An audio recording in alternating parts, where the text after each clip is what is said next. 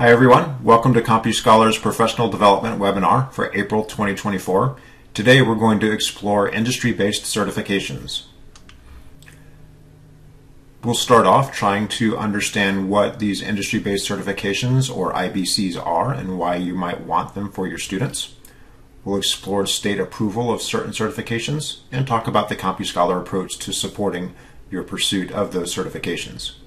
We'll explore our list of online alignments and talk about how you can request adding new things to that list. So big picture, industry-based certifications or IBCs are third-party exams. These are provided by a variety of vendors like CIW and Certiport, Unity, Oracle, and so on. You can find a great many of them online.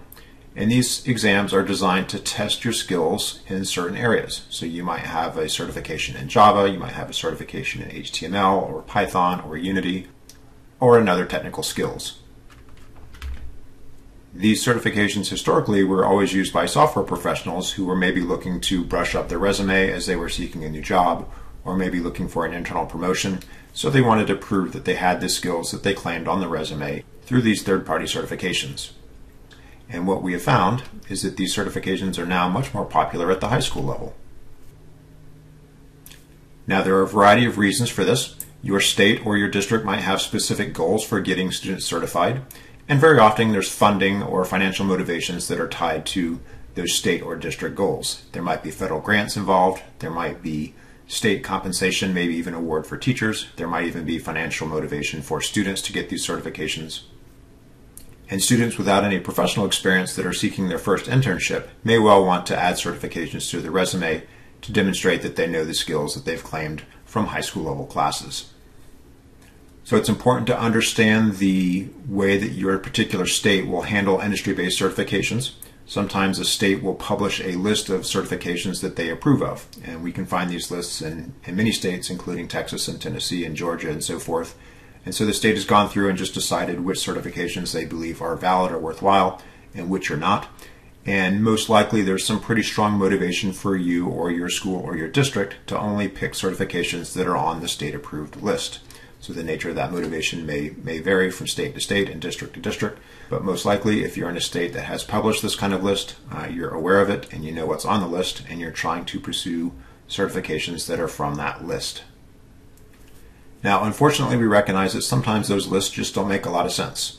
We have been contacted by teachers, for example, who have a state list that says the only Unity certification they're allowed to get is a very advanced certification that takes multiple years of experience and is totally inappropriate for high school students. And we recognize that as a challenge for teachers, and we encourage them to work with their state boards of education to make sure there's certifications on the list that make sense and are appropriate for high school students. It's also important to know that sometimes a class will have specific state curriculum requirements. For example, you might be teaching a Computer Science 1 class or perhaps a information technology class of some sort, and the state has also asked you, or the school has also asked you, to get your kids certified in something that sounds like it loosely relates to the subject that you're teaching. However, if you look at the requirements for those certifications, they might be very, very different than your state curriculum requirements, and so you're stuck essentially trying to teach two completely different subjects that are similar in name only. One set of skills for your certification exam and the second set of skills to meet your state curriculum requirements for the particular course. So we recognize that is difficult and that is challenging not only for the students but for the teacher, and it can be stressful. So we would encourage you, if you are considering getting an IBC for your students in a specific class, take some time to compare the state curriculum requirements to the IBC and see if there's good overlap there. You want to have as much overlap as possible so you're not teaching two completely different skill sets. So here at CompuScholar, our goal is to write courses that are specifically crafted for middle and high school students and that are crafted to meet your state curriculum requirements. That is our bread and butter. That is where you are required in many cases in many states to teach certain subjects, and we want to make sure our curriculum will meet those state level curriculum standards.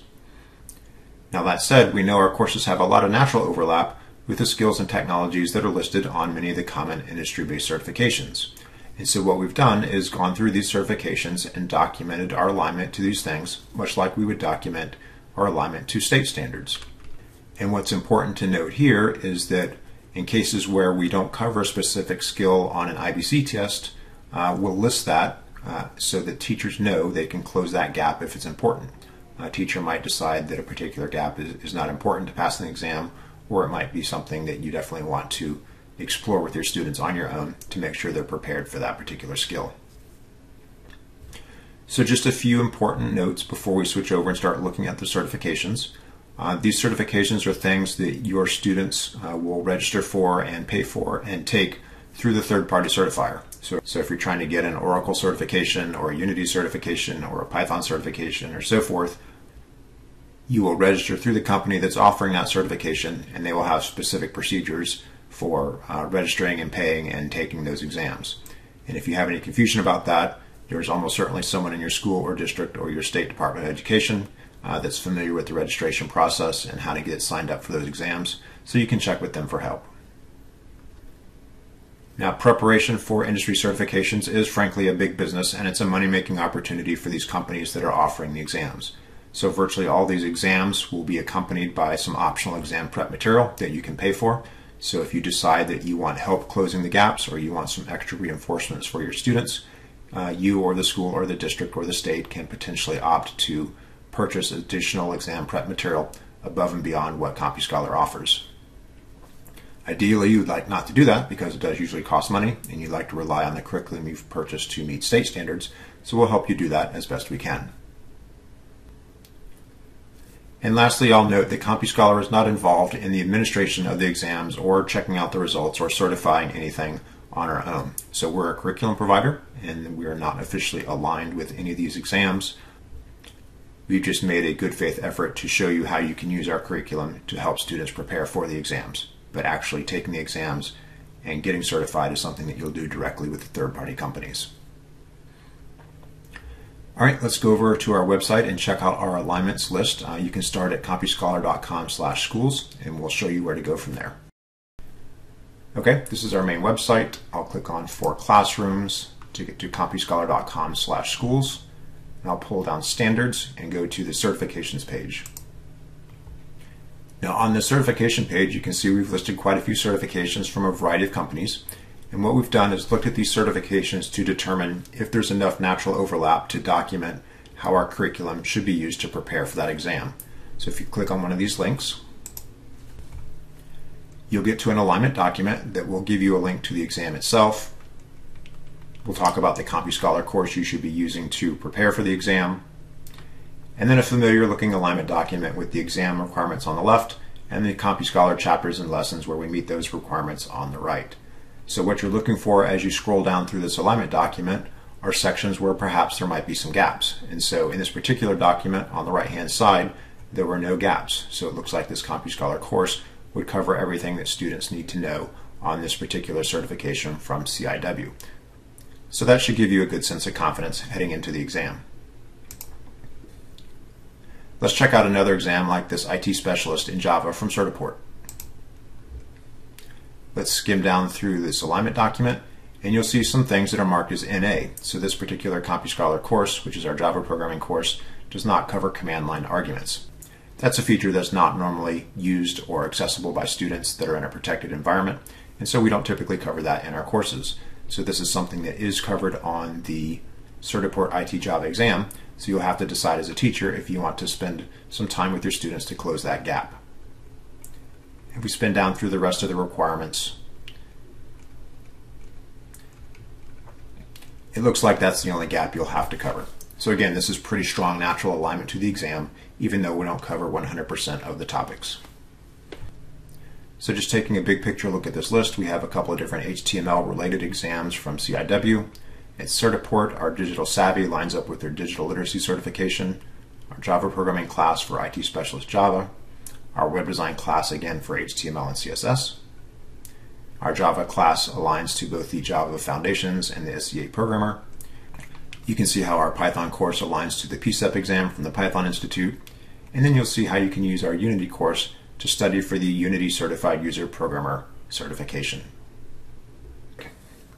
So at this point you may be bouncing up and down in your seat a little bit saying, what about this exam or what about that exam? I didn't see it on the list. If you do have an exam of interest that's not on the list, please simply ask us. And it's super useful when you ask us to send us a link to that exam as well. So don't just give us the name of the exam, tell us what exam. Sometimes there's different versions, different dates. So if you're looking for something specific, just let us know. We can usually, within a day or two, give you some super quick guidance on, hey, it looks like this exam lines up with this CompuScholar course pretty well. And if there's a strong natural alignment, we can even create an alignment document and add that to our posted list there on our website.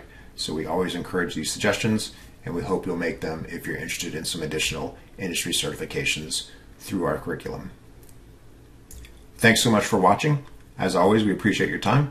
You're welcome to contact us with questions. You can reach us by phone, through our website, or by email.